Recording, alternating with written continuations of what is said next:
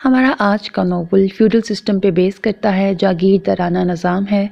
लेकिन इस नावल की सबसे मज़े की बात यह है कि ये आम रवायती नावल से हट कर लिखा गया है।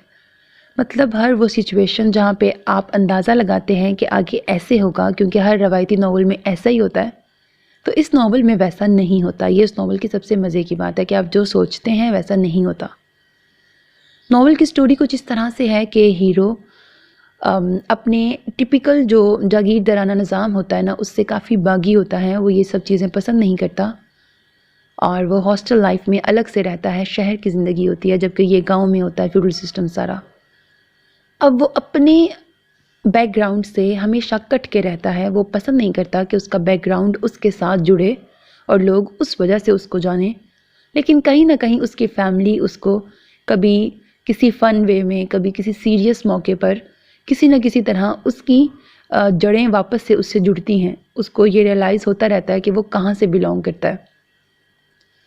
अब अगर शहर की लाइफ पर आएँ तो हीरो के दो बेस्ट फ्रेंड्स होते हैं, जिनके साथ उसकी काफ़ी मज़े की नोक झोंक चलती रहती है। हीरो का बड़ा भाई ज़रगाम होता है। हीरो का नाम पता नहीं, मेरे दिमाग से अभी निकला। हीरो का नाम पता नहीं क्या था, मुझे भूल गया। और उसकी एक बहन होती है, बाबा साईं और बीबी जान।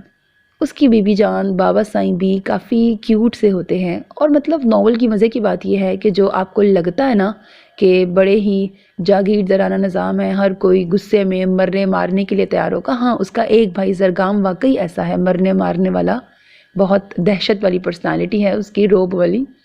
लेकिन बाकी सब बड़े ही क्यूट होते हैं और उनकी नोक झोंक चलती है। नावल में फ़न भी है और बहुत इंटरेस्टिंग है। रवायती नावल से हट के लिखा गया नावल है। नावल की हैप्पी एंडिंग है। Twist and turns obviously novel में आते हैं और काफ़ी इंगेजिंग लगा मुझे। उम्मीद है आपको पसंद आएगा हैप्पी एंडिंग के साथ।